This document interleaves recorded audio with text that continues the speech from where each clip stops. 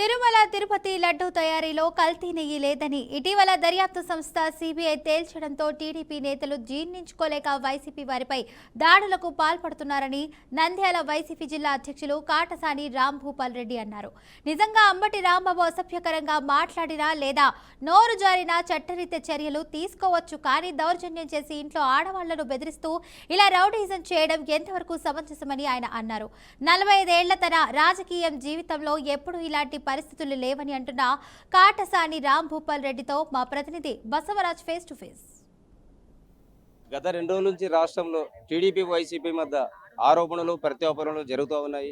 మరి ఈ పరిస్థితి ఎందుకు వచ్చింది ఏంటి? ఈ నేపథ్యంలో ఏదైతే నంద్యాల జిల్లా వైసీపీ అధ్యక్షులు అలాగే పాండ్యం మాజీ శాసనసభ్యులు కాటసాని రాంభూపాల్ రెడ్డి 4 టౌన్ పోలీస్ స్టేషన్లో కంప్లైంట్ ఇవ్వడం జరిగింది.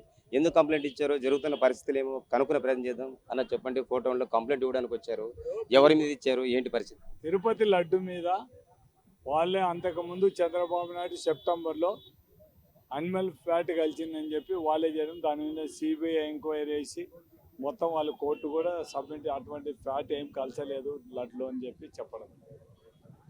ఈ పరిస్థితి దీనిగా వాళ్ళు సిబిఐ వాళ్ళు రిపోర్టు తప్పని వాళ్ళంటే వాళ్ళు అనుకునేది రాలేదనే ఉద్దేశంతోనే, ఈ డైవర్ట్ చేయాలనే ఉద్దేశంతోనే ఇంకా వాళ్ళు ఇష్టపడిన కల్తీ కెమికల్ కలిసినా అవన్నీ రైట్, ఓకే, మనం కోర్టు తెలుస్తుంది, సిట్టు వాళ్ళు వేసినది వాళ్ళు తెలుస్తుంది, కానీ వాల్ పోస్ట్ పెట్టాల్సిన అవసరం లేదు.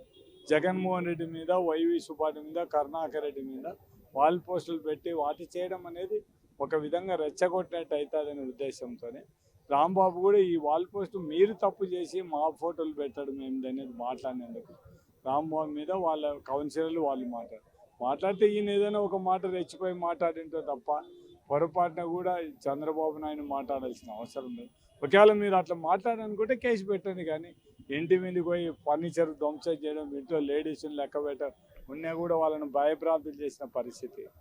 జోగి రమేష్ ఇంటి మీద బాంబులు అంటే ఒక విజయవాడ సిటీలో చంద్రబాబు నాయుడు రాజధాని, ఇప్పుడు ఏదైతే తెలుగుదేశం రాజధాని కావాలనుకుంటున్నారో దాంట్లోనే తెలుగుదేశం నాయకులు కర్రలు తీసుకొని గుండాలను మించిన విధంగా పోలీసులు పక్కన ఉన్నా కూడా వాళ్ళని వారించలేని పరిస్థితులు ఉన్నా అంటే ఏం చేయాలి? ఈ రాష్ట్రంలో లాండ్ ఆర్డర్ పరిస్థితి ఏమైనా అంటే ఒక మాట, మాజీ మంత్రిగా ఉన్నారు అంబటి రాంబాబు, ఒక అడ్వకేట్.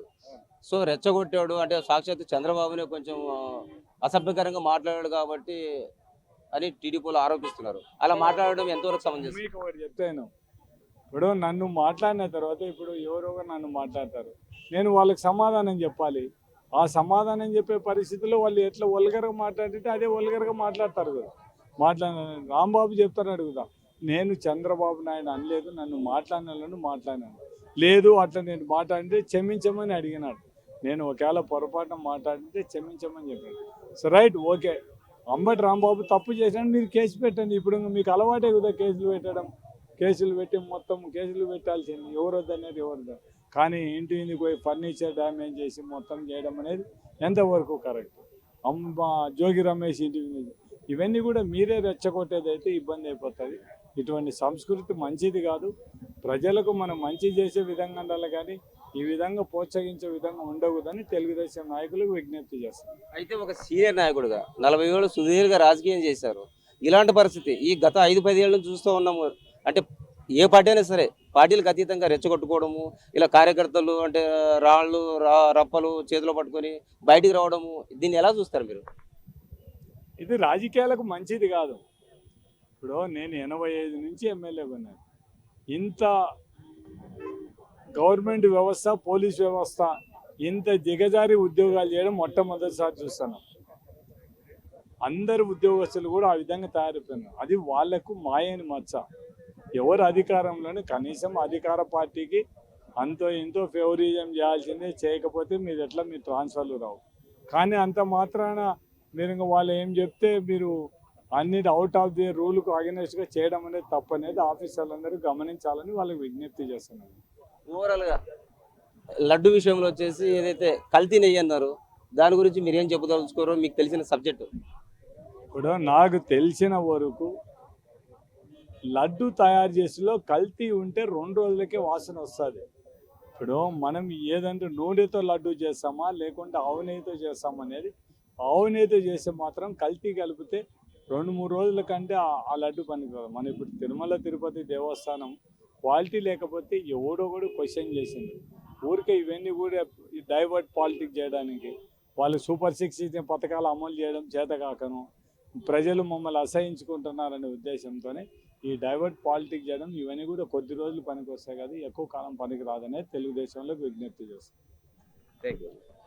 ఇది ఓవరాల్గా ఏదైతే లడ్డుకు వాడే నెయ్యి కల్తీ లేదని, ఒకవేళ అలా కల్తీ చేసినట్లయితే అది వాసన వస్తుంది అంటున్నారు. బట్ కార్యకర్తల్ని ఒకరికొకరు రెచ్చుకోవడం ఇలాంటి రాజకీయాలు అంత మంచిది కాదని రామ్మోహన్ రెడ్డి గారు చెప్తున్న పరిస్థితి. కెమెరా పర్సన్ బాబుతో బసవరాజ్, BRK న్యూస్, కర్నూలు.